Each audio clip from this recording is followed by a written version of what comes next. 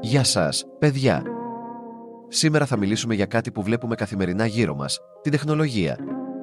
Ξέρατε ότι οι ψηφιακές τεχνολογίες δεν αλλάζουν μόνο τα κινητά μας και τα βιντεοπαιχνίδια, αλλά και την οικονομία? Ναι. Επηρεάζουν το πώς ψωνίζουμε, πώς δουλεύουμε και ακόμα και το περιβάλλον μας. Αλλά, όπως κάθε μεγάλη αλλαγή, έχει τα καλά της και τα δύσκολα σημεία. Πάμε να τα δούμε μαζί. Ψώνια με ένα κλικ. Σήμερα, δεν χρειάζεται να τρέχουμε στα μαγαζιά, μπορούμε να ψωνίσουμε από τον καναπέ μας. Ρούχα, κινητά, τρόφιμα, ακόμα και εισιτήρια για ταξίδια, όλα με ένα κλικ. Επιπλέον, το ίντερνετ μας βοηθά να συγκρίνουμε τιμές και να βρίσκουμε τις καλύτερες προσφορές. Όμως, προσοχή! Η ευκολία αυτή μπορεί να μας κάνει να αγοράζουμε πράγματα που δεν χρειαζόμαστε. Έχετε ποτέ πατήσει «αγορά» και μετά το μετανιώσατε? Συμβαίνει σε όλους.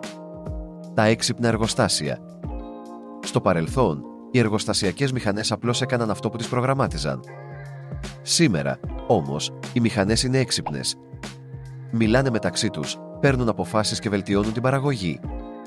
Ακόμα και τα προϊόντα που αγοράζουμε μπορούν να επικοινωνούν με τις εταιρείες. Σκεφτείτε ένα αμάξι που ειδοποιεί τον κατασκευαστή όταν χρειάζεται σέρβις. Φοβερό! Έτσι, θα μας πάρουν τις δουλειές. Τα ρομπότ και η τεχνητή νοημοσύνη μπορούν να κάνουν πολλές δουλειές πιο γρήγορα και χωρίς λάθη. Αυτό σημαίνει ότι κάποιες δουλειές θα αλλάξουν ή θα εξαφανιστούν, αλλά θα εμφανιστούν και νέες. Για παράδειγμα, στο μέλλον μπορεί να υπάρχουν περισσότεροι προγραμματιστές ρομπότ ή ειδικοί που θα σχεδιάζουν έξυπνες εφαρμογές. Άρα, το μυστικό είναι να μαθαίνουμε νέα πράγματα και να προσαρμοζόμαστε. Βοηθάει η βλάπτη τεχνολογία. Η τεχνολογία μπορεί να μας βοηθήσει να σώσουμε το περιβάλλον.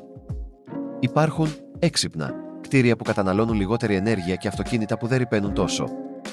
Όμως, η παραγωγή ηλεκτρονικών συσκευών δημιουργεί απόβλητα και η χρήση του ίντερνετ απαιτεί πολύ ηλεκτρική ενέργεια. Πώς μπορούμε να ισορροπήσουμε αυτά τα δύο? Οι ψηφιακές τεχνολογίες αλλάζουν ραγδαία την οικονομία, τις εργασιακές σχέσεις και το περιβάλλον. Καθώς προχωρούμε σε αυτή τη νέα εποχή, είναι σημαντικό να κατανοούμε τις αλλαγές και να προετοιμαζόμαστε για τις προκλήσεις που φέρνουν.